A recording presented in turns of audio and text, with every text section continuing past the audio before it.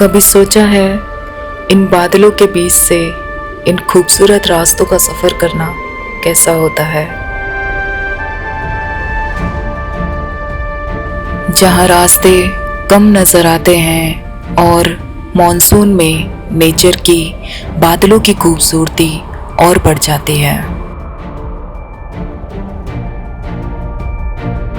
जहाँ हर मोड़ पे प्रकृति अपना नया रूप दिखा रही थी।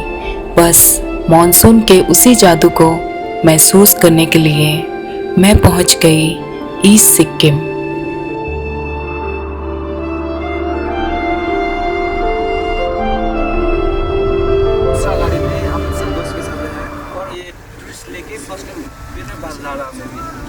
गैंगटॉक से निकलते ही सफ़र शुरू होता है एक अलग दुनिया का।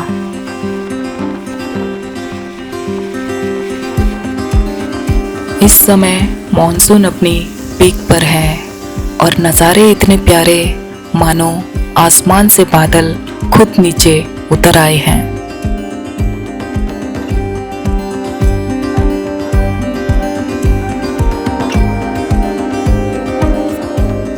बारिश के कारण मौसम यहाँ पल पल बदल रहा था और बादल अपनी पूरी कोशिश में लगे हुए थे इन खूबसूरत नज़ारों को अपनी धुंध में छुपाने के लिए।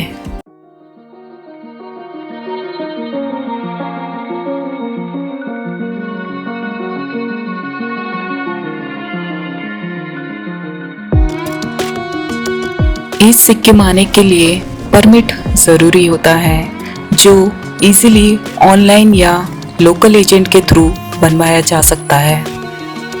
कुछ देर बाद हम पहुँचे एक ऐसी जगह जहाँ सिर्फ शांति नहीं, एक कहानी भी रहती है। बाबा हरभजन सिंह के मंदिर। कहते हैं बाबा हरभजन सिंह आज भी अपनी ड्यूटी यहाँ देते हैं। पंजाब रेजिमेंट में भर्ती हुए बाबा जी ने अपने कार्यकाल की शुरुआत 23 पंजाब के साथ की थी। उस समय 23 पंजाब पूर्वी सिक्किम में तैनात था। और बाद में हमारे एक मीटिंग वाला, जब हमारी चाइना के साथ मीटिंग होती है, चाइना हमारे बाबा जी के लिए आज स्पेशल चेयर लगाते हैं, जो कि बाबा जी उस मीटिंग में शामिल होते हैं। और फिर कुछ ही दूर आगे हमें एक ऐसा दृश्य दिखा जहाँ एक ऊंची पहाड़ी पे भोलेनाथ विराजमान थे और उनके पीछे बहता वो पवित्र झरना। मानो ऐसा लग रहा था कि प्रकृति खुद भोलेनाथ की पूजा कर रही हो।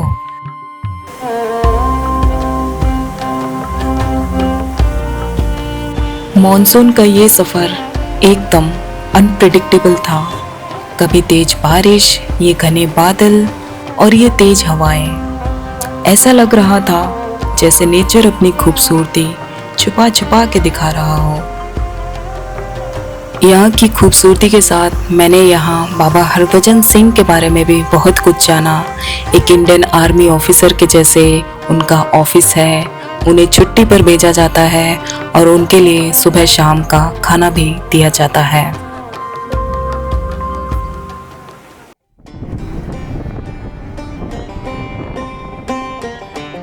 अब हम निकल पड़े ईस्ट सिक्किम की एक और खूबसूरत जगह चांगू लेक।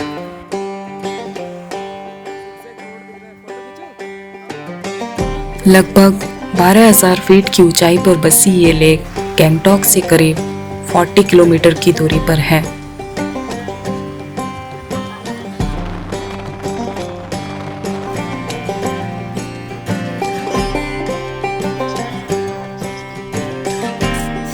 मॉनसून में ये लेक और भी ज़्यादा मिस्टीरियस लगती है।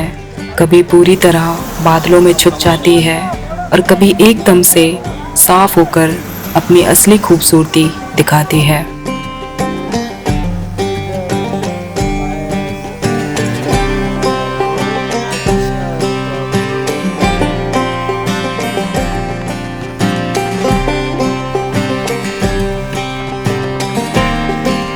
ईस्ट सिक्किम में ही पड़ता है नाथुला पास। हमने जाना अवॉइड किया क्योंकि मौसम थोड़ा ज़्यादा ख़राब हो चला था।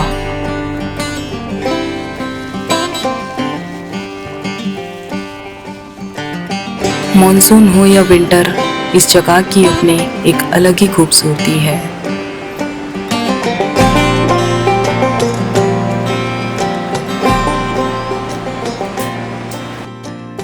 अगले दिन एक नई सुबह के साथ हम निकले साउथ सिक्किम की तरफ।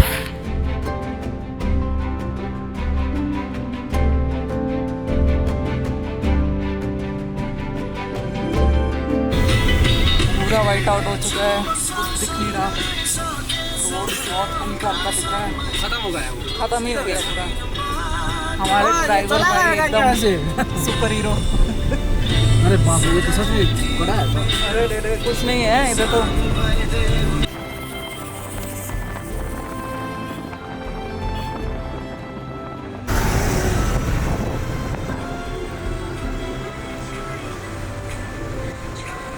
आज मौसम थोड़ा क्लियर था और सिक्किम के पहाड़ों की सुंदरता काफ़ी साफ सामने से दिख रही थी।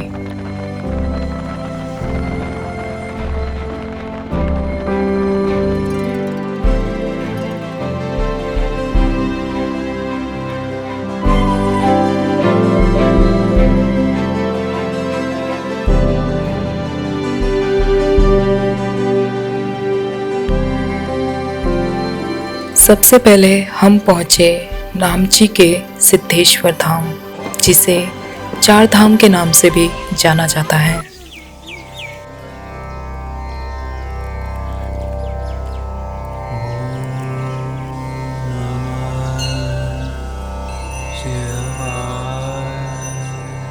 यहाँ हमारे भारत के चार धाम बद्रीनाथ, जगन्नाथ, द्वारिका और रामेश्वरम, इन सभी चारों धामों की रेप्लिका एक ही जगह देखने को मिलती है।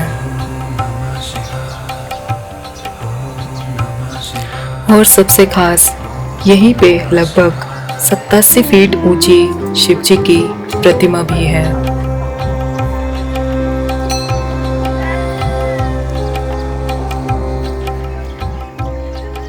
ये प्रतिमा इतनी ऊंचाई पर है मानो जैसे पूरे शहर को भोलेनाथ आशीर्वाद दे रहे हों।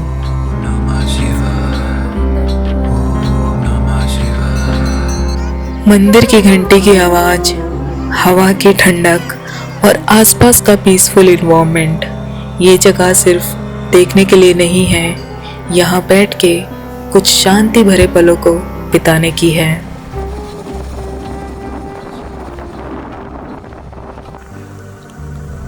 मिस्टी फोटोग्राफी करेंगे। अब हम आ पहुँचे समुद्र से हिल्स।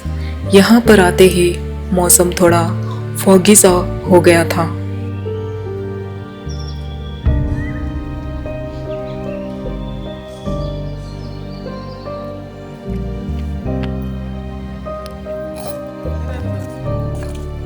यहाँ पर गुरु पद्मसंभावा की 135 फीट ऊंची प्रतिमा है।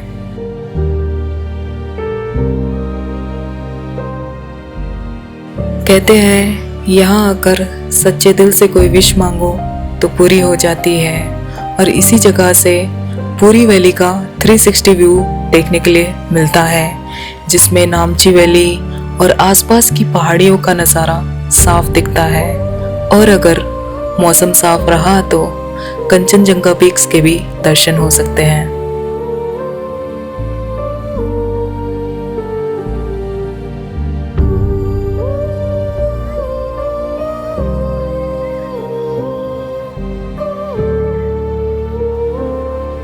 वो सिखाना है क्योंकि वो एक्चुअल नेपाली दिखता है।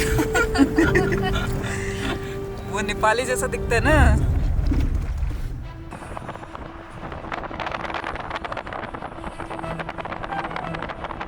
अब हम पहुँचे एक ऐसी जगह जहाँ मेरी नज़र मेरा दिल दोनों रुक गए।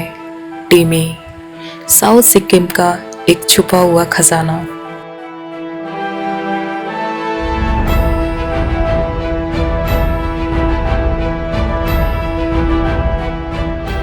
पहाड़ों और नेचर के बीच में बसा ये प्यारा टीमी विलेज, यहाँ की शांति, सुंदरता इतनी गहरी थी कि बस नजर ही नहीं हट रही थी। यहाँ चारों तरफ फैले हुए थे टी गार्डन, ये इतने सुंदर थे मानो किसी ने हरी चादर बिछा दी हो।